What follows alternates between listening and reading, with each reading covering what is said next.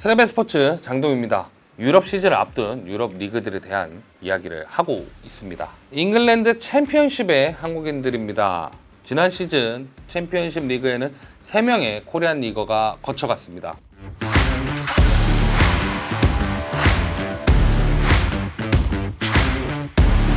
먼저 노팅엄 포레스트로부터 노리치 시티로 임대를 왔던 황의조 선수, 그리고 스토크 시티로 이적한 배준호 선수, 올 1월 이적한 버밍엄 시티의 백승호 선수가 있었습니다. 이 중 2명의 선수가 챔피언십 리그를 떠났습니다. 황의조는 전반기를 노리치에서 보낸 후 경찰 조사로 인한 국내 체류 등의 여러 가지 이유로 이후에 튀르키예 리그로 다시 임대 이적을 하면서 챔피언십 리그를 떠났습니다. 백승호 선수의 경우는 좀 다른 것이 애초에 강등권에 놓였던 버밍엄 시티로 이적을 해서 팀을 살리기 위해 고군분투를 했으나 결국 팀이 3부 리그인 리그 1으로 강등을 당해서 2부 리그를 벗어나 아주 특이한 상황입니다. 그래서 배준호 선수 혼자 남을 처지였던 챔피언십 리그에 또 한 명의 코리안 리거가 더해졌습니다. 광주FC의 엄지성 선수가 기성용 선수가 활약했던 스완지 시티로 이적을 하면서 또 한 명의 유럽 리거이자 챔피언십의 코리안 리거가 되었습니다. 이적 과정에서 잡음이 있었던 것은 전에 영상에서도 다루었다시피 있었고, 광주도 지금 재정적 건전한 문제에 있어서 이적하기에 마음이 불편할 수도 있었던 상황이기도 했지만 그래도 최선의 결과로 이적을 하게 되었죠. 개인적 친분이 없는 기성용 선수조차 엄지성의 이적에 도움을 줄 정도였고, 거기에서 끝나는 것이 아니라 스완지 시티에 본인이 인사 영상을 보내서 응원을 할 정도로 도와주고 있었습니다. 그리고 스완지 시티도 기성용을 통해 엄지성에 대한 정보를 알아볼 정도로 엄청나게 엄지성의 영입을 바랬던 것을 알 수 있습니다. 그 기대를 보여주듯 엄지성에게 등번호 10번을 주면서 기대감을 숨기지 않았습니다. 지난 시즌 스토크 시티로 이적을 했던 배준호는 한 해 만에 정말 많은 것이 바뀌었습니다. 유망주 정도로 여겨질 것 같았던 배준호는 시즌이 시작됨에 따라 공격 2선에 다양한 위치를 뛰면서 팀의 주축으로 자리를 잡았고, 스토크 시티도 올림픽 팀의 차출 불가를 결정할 정도로 팀에게 없어서는 안 될 자원으로 인정받고 있었습니다. 그리고 그 결과는 스토크 시티의 플레이어 오브 더 시즌에 선정되며 팬들과 동료 모두에게 인정받는 결과를 낳았죠. 그런 능력을 반증하기로 하듯 올 7월 네덜란드 리그의 강팀 페노르트와의 이적설이 돌았습니다.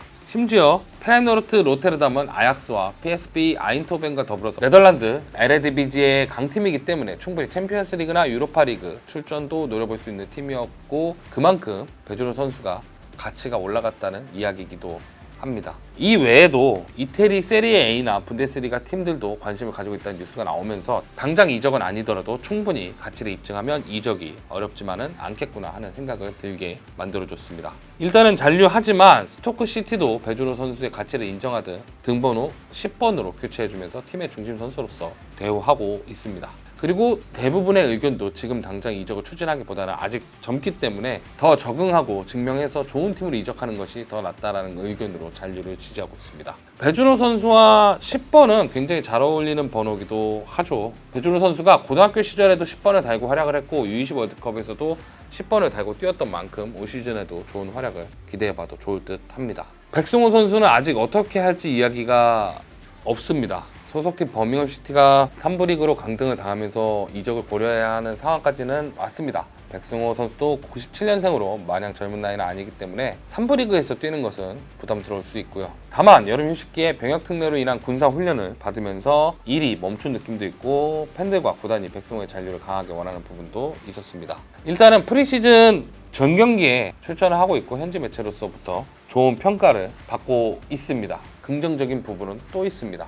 백승호 선수가 버밍엄 시티로 이적할 당시 썬덜랜드로부터도 관심을 받았습니다. 그리고 현재도 블랙번에 관심을 받고 있고요. 그리고 리그가 진행되면서 백승호에 대한 관심과 가치도 어느 정도 증명을 받았을 겁니다. 애초에 버밍엄을 간 이유도 강등권에 처져 있지만 당시 감독이던 토니 모브레의 강한 러브콜 덕이기도 했기 때문이죠.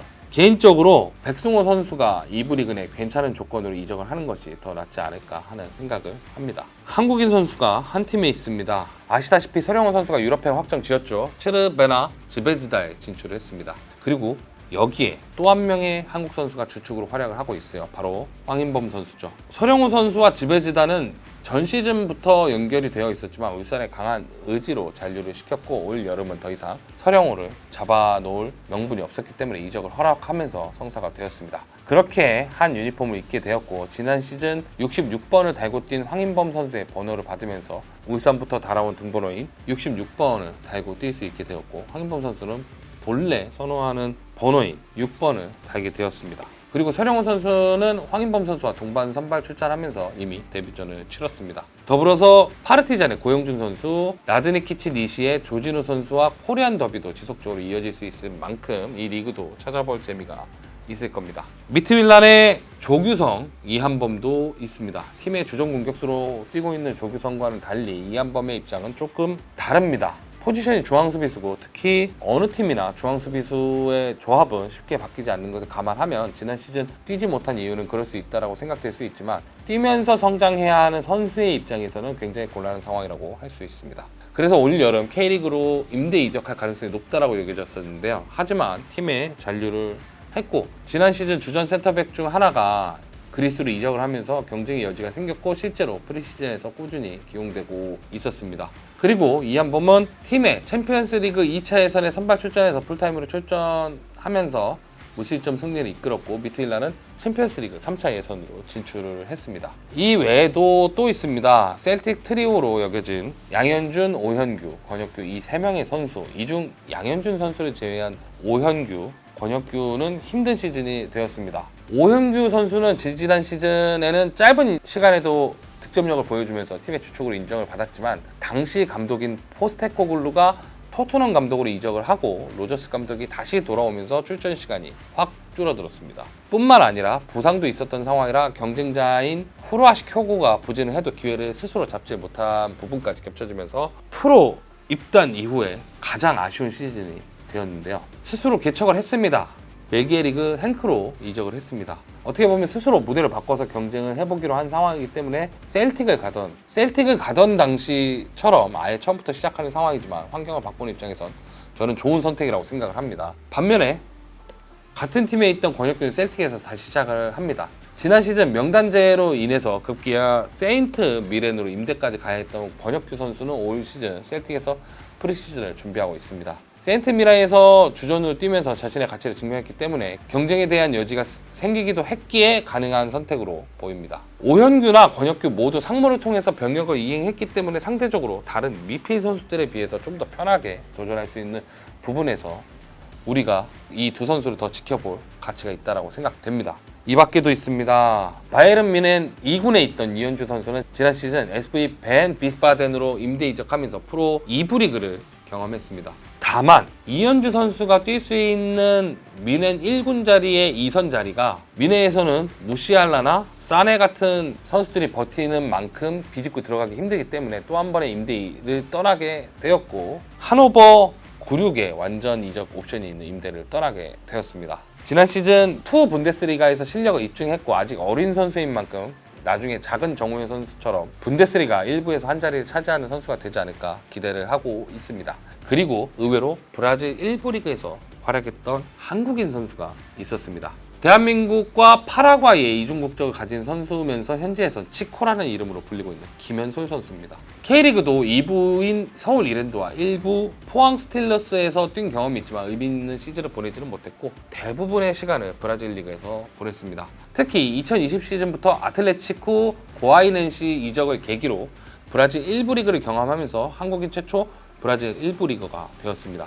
다만 현재는 2부 리그를 뛰고 있지만 2020 시즌부터 2022 시즌까지 고아이넨시와 주벤투지에서 1부 리그를 경험했고 클럽 대항전도 경험한 유일한 한국 선수가 되었습니다. 다 다루지는 못했지만 다양한 리그에서 다양한 선수들이 뛰고 있습니다. 특히 유럽은 우리가 알지 못하는 유망주들 그리고 하부 리그까지 일일이 세기 힘들 정도의 선수들이 유럽에서 도전을 이어나가고 있죠. 거기에 K리그에서는 이제 선수들이 대의적으로 양보하는 이적이 아니라 정말 가치를 인정받고 유럽으로 도전을 하고 있습니다. 가장 어두운 때라고 볼 수 있는 지금의 한국 축구도 선수들은 K리그 1, 2, K3, 4 그 밖에도 다양한 유럽 리그와 아시아 리그에서 열심히 뛰고 있습니다. 지금까지 스레베 스포츠 축구작가 장동이었습니다. 몇 명이나 갔고요? 일단은 이게 다 다룬 건 아니고 몇 명이나 갔나? 일단 간 건 양민혁, 예전부터 우리가 이렇게 이영, 조건도 굉장히 좋은 것 같아요. 요즘? 2002 월드컵 때 우리가 프랑스 월드컵 때 유럽에서 뛰는 선수가 몇 명이었는 줄 알아? 몇 명? 2명이었어. 서정환이랑 이상윤. 그럼 2002 월드컵 때? 그때도 2명이었어. 설기현, 안정환. 그러니까 원래는 이제 그 밖에도 더 있었고 그 2000년대 들면서 대한축구협회가 유망주 유학 보내기 프로젝트를 했고 그때 1호가 설기현이랑 심재원이라는 수비수가 있어. 그 벨기에 리그에 진출을 했었고 그 다음에 쭉쭉쭉쭉 가는데 제일 마지막 기수가 손흥민이야. 손흥민하고 이제 여러 선수들이 그때 당시 함부르크와 뉘른부르크로 이제 유학을 갔고 그 중에 이제 국가대표가 손흥민 전에 지동원, 남태희 그리고 그 전에는 사실 좀 이상한 애들도 있었고 그랬는데, 그러니까 그때 그렇게 갔고 빅리그에 가기 시작하면서 어느 정도 한국이라는 선수들에 대한 인식이 좀 생겼고 그때부터는 유럽에 가는 거는 가능해졌는데 그런 것 같아. 그러니까 손흥민이라는 선수가 생기면서 투자의 개념이 생기고 이제 이 선수들에 대한 가치의 개념이 생긴 것 같아. 그러니까 아시아 선수가 우리가 손흥민만 얘기해서 그렇지 2010년도, 2011년도에 가가와 신지도 엄청났어. 그때 당시 도르트문트에서 공격형 미드필더로 뛸 때인데 가가와 신지도 되게 높은 평가를 받고 있었고 실제로 높은 가치로 나중에 맨유를 가. 그런 거 보면은 어느 정도 아시아 선수 이게 한국이랑 한국만 발전하고 일본만 발전한다고 이어지는 것도 아니고 근데 이게 유럽 진출의 차이가 있어. 한국은 되도록이면 빅리그를 가거나 아니면 중소리그 강팀을 가려고 그래. 아니면 빅리그 2부. 일본은 그냥 유럽이면 다 가. 그러니까 저 별의별 리그에 다 있어. 얘네는 뭐 리투아니아 리그, 뭐 아르메니아 리그 이런 데도 일본 선수들이 있어. 그러니까 그냥 유럽이면 다 가. 근데 이제 그게 차이겠지. 우리는 병역이 있어. 그러니까 좁으로 빨리 쳐야 돼. 얘네는 병역이 없어. 그러니까 길게 가늘고 길게 뛸 수 있잖아. 그 차이가 있는 것 같은데 이게 일본은 어느 정도 자기네들 생존점을 유럽에 대한 익숙함을 두고 유럽 리그에 그냥 무작정 진출한 것도 있고 가장 큰 차이가 또 있어. 일본은 신트트라이던이라고 이승우가 갔던 벨기에 구단이 있어. 이 구단의 구단주가 일본의 미디어 업체인 DMM이라는 곳이야. 여기에 일본 선수가 엄청 들어가 있어. 그러니까 사실상의 일본의 유럽 교두보 같은 팀? 그런 팀이 됐어. 그리고 또 있어. 지금은 중국으로 넘어갔는데 또 일본인이 지분을 갖고 있던 포르티모넨스라고 포르투갈 리그인데 여기도 일본인이 엄청 많이 갔어. 그러니까 근데 차이점이 뭐냐면 신트트라이더는 DMM이 직접 인수를 했어. 얘네가 구단주야. 포르티모넨스는 일본인이 구단의 지분을 갖고 있었어. 그런데 구단주는 따로 있는 거야. 그러니까 얘네는 어차피 일본에도 왔다가 가. 근데 그냥 안 가니까 이적하니까 이걸로 돈을 벌다가 지금 이제 중국인 지금 장수 그룹, 수닝 그룹 아들이 지금 구단에 인수를 해서 갖고 있어. 그게 올해 여름에 있었던 일이야. 그러니까 근데 요런 거의 차이가 크지. 우리는 그런 이제 유럽 교두보 팀이 예전에 있었어. 투비즈라고 스포티진이라는 업체 알아? 스포티진이라고 골프 관련된 에이전트 업체가 있어. 이 업체가 축구에 손을 대고 싶어갖고 처음에 구단 하나를 인수해. 그게 AFC 티비즈야. 티비즈라는 팀을 인수해서 김은중 감독을 거기에다가 코치 연수를 보내고 막 이러면서 되게 좋아했다. 거기 코치로 보내줬어. 근데 이것만 돌리자니 뭔가 답이 안 나오니까 한국 선수 영입하고 싶은데 이때 당시 AFC 투비즈가 2부 리그였어. 그러면은 뭔가를 할 수 있을까? 1부 리그급 선수가 안 오잖아. 조금 뭔가 이렇게 유망주를 데려와서 키우는 느낌이 나야 되잖아. 그래서 실제로 스포티즌 업체와 관계된 유망주들이 간 걸로 알아. 그리고 그거에 떠나지 않고 KBS랑 협업을 해서 방송 프로그램을 하나 만들지. 그게 청춘FC야. 청춘FC랑 협업을 또 해. 근데 결과가 어떻게 됐냐면 얘네 지금 4부 리그에 있어. 그래서 실패한 프로젝트지. 왜냐면 한국인 구단주가 한국에 있고 거의 절반씩 지분을 갖고 있는 상황인 거야. 한국의 구단주는 어쨌든 한국에 회사가 있으니까 이걸 운영을 해야 될 거 아니야. 그러니까 어느샌가 이렇게 점차 이렇게 성적적으로 미뤄지니까 이후에는 그래도 재활 필요한 선수들이 가긴 했어. 뭐 황진성이 간다거나 뭐 어린 선수들이 몇 번 가긴 했는데 그러니까 유의미한 결과는 못 남겼지. 근데 일본하고 우리나라 선수들이 정말 그러니까 어느 순간부터 유럽에 대한 가치가 바뀌기 시작한 건 그 선두에 섰던 선수들이 성과를 내기 시작한 거고 한국 선수들은 아무래도 손흥민 효과가 크지. 이 선수가 한국 선수인데 이 선수가 잘하는 것도 있겠지만 팀에 도움이 됐다는 소리 아니야. 그러면은 이게 어찌됐건 그것을 지켜보는 눈이 있을 거고 그것을 이게 들어와 있는 이 단체 안에서 느끼는 거를 밖에 나가서 얘기하는 사람들이 또 있었을 거란 말이야. 그런 효과가 또 있다라고 생각을 하고 그리고 더불어서 예전에는 한국 선수를 볼 만한 창구가 많이 없었지만 지금 많이 있고 그리고 그런 선수들에 대한 거를 어느 정도 보기 시작하는데 그러면서도 그러니까 예전에는 그것도 있어. 가장 큰 게 그거야. 예전에는 장동민 선수가 유럽 오퍼를 받았어. 근데 이적료가 8억이야. 근데 구단주 김정우 씨가 장동민에게 생각한 이적료가 15억이야. 그럼 반이 차이가 나잖아. 그럼 예전에는 야 우리가 유럽파를 가져야 되고 우리 축구가 발전해야 되는데 야 보내 그래갖고 제일 많이 나온 게 형도 들어봤을 거야. 대승적 차원이야. 이게 왜 그랬냐면 그때 당시에는 축구의 중심이 국가대표로 가 있었어. 국가대표 축구팀에 포커스가 맞춰져 있으니까 이게 2010년대 이전에는 이렇게 유럽에 가야 되는데 그럼 우리 그래도 대표팀이 세져야지. 그러니까 K리그 팬들이 이걸 원하지 않아도 대표팀이 세져야지. 근데 지금은 문화가 어떻냐면 장동희 선수가 엄지성도 국내에 팔면은 국내에서는 20억 스타트였고 외국도 14억인가 스타트였어. 그러니까 결코 싼 이적료가 아니었는데 그거는 중간에 장난질이 들어간 거고 요번에 누구야 양민혁도 60억 받고 가잖아. 그러니까 그런 거 있잖아. 장동희 선수가 유럽에 가고 싶대. 유럽에 오퍼를 받았어. 유럽 오퍼. 그러면 어떻게 하냐면 뭐 들테면 갑자기 내가 9억을 받아왔어. 근데 구단이 나한테 한 18억 예상해 놓은 거야. 그럼 예전 같았으면 대승적 차원으로 보내잖아. 그럼 처음에 협상을 해. 우리 18억이야. 이 가격 아래로 안 보내. 그러면 얘네가 이제 상승을 하게끔 만들어. 그러니까 만약에 가격 안 맞아?